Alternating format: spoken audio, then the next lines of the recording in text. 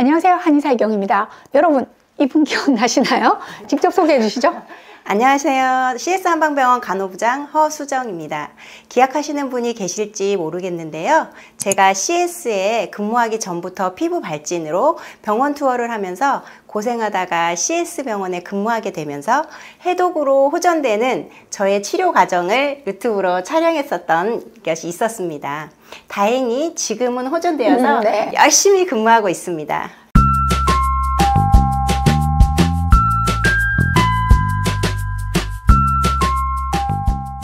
네, 저희 간호부장님은요, 정말 우리 병원의 숨은 일꾼이라고 할 수 있습니다. 자, 상담 업무를 하시다 보니까 환자분들과의 소통이 가장 많은 분이기도 하신데요. 그래서 평소 암 환자분들이 가장 궁금해하시는 질문들, 특히 의사에게는 직접 잘 묻지 못하는 궁금증을 알려달라고 제가 부탁을 드렸잖아요. 네네.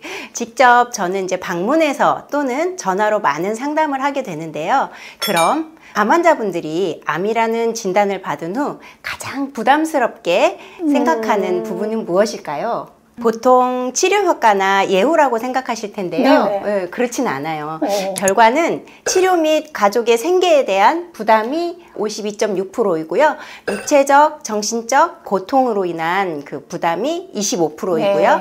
죽음에 대한 공포가 21.2%, 기타가 1.2%라고 합니다.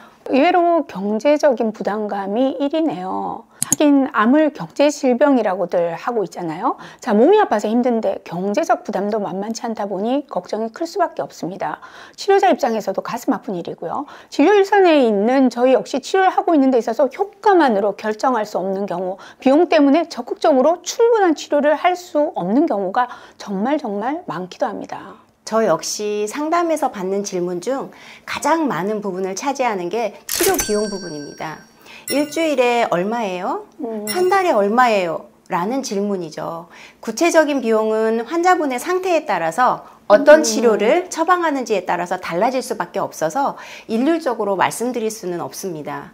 통상적으로 4인실 병실료와 식대, 기본 치료를 포함하여 주당 80에서 한 200 정도가 소요된다고 생각하시면 됩니다. 네, 뭐 80하고 200은 차이가 크잖아요. 근데 그 차이는 이제 어떤 치료를 받느냐에 따라 달라진다는 거죠? 네, 맞습니다. 상담하실 때 꼭 기억하셨으면 하는 것이 있는데요. 치료 비용은 어느 병원이나 다 비슷하다는 거죠.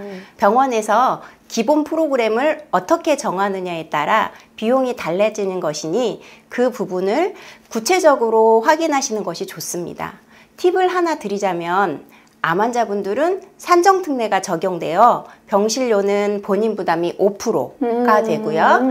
예전과는 달리 3인실, 2인실은 건강보험이 적용되게 되었어요. 그래서 본인 부담이 3인실은 30% 적용, 2인실은 40% 적용, 이렇게 본인 부담이 적용이 됩니다. 네, 새롭게 3인실, 2인실도 보험 적용이 된다는 건데요. 암에 효과적인 모든 치료가 다 보험 적용이 된다면 얼마나 좋겠습니까만 그렇지 못한 게 현실입니다.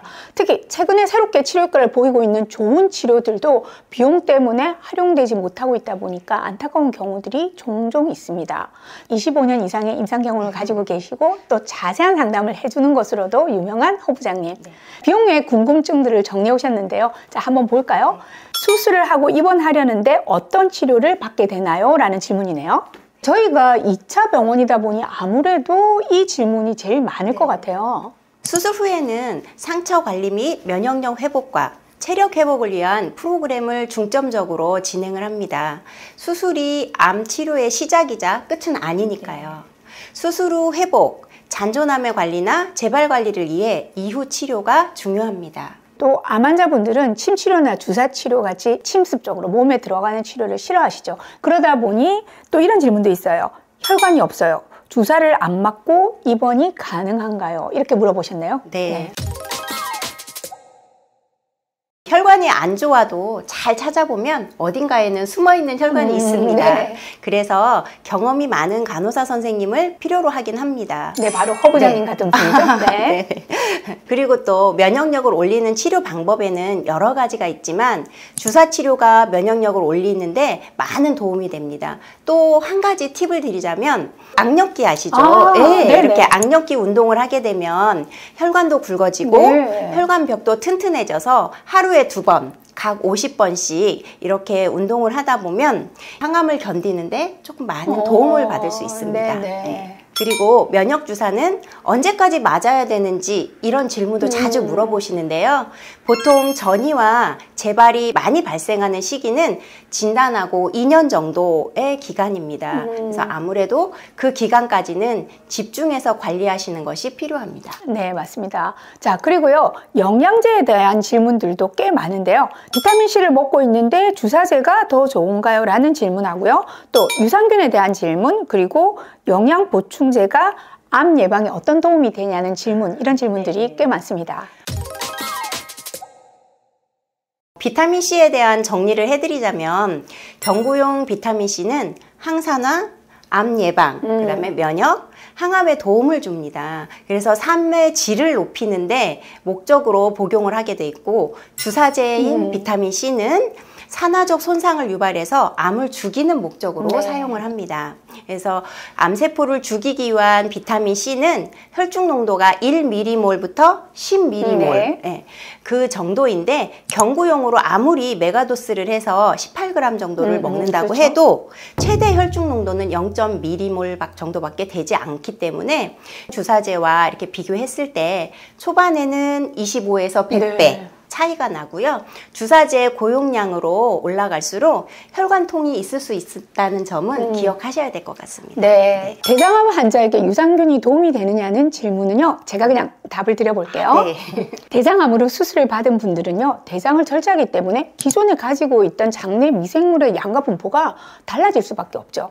그로 인해서 배변 습관도 역시 달라지게 됩니다. 자, 유산균을 복용하게 되면 장내 미생물 생성 및 분포에 도움을 줘서요, 대장암 환자에게 도움이 된다는 보고는 많습니다.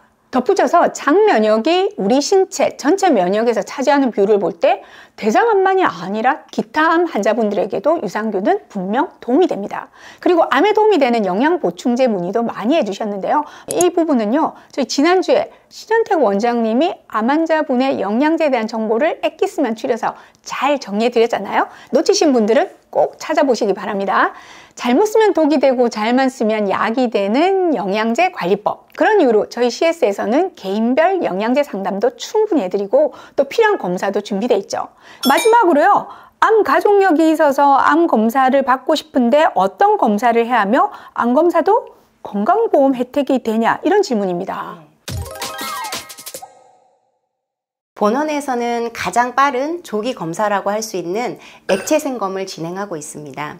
액체 생검은 비교적 간편하게 체액을 채취하여 혈액에 떠돌아다니는 암세포 유래 DNA 조각을 통해 암 발병 전 예측, 암 발병 진단 및 예후, 추적을 하는 검사입니다.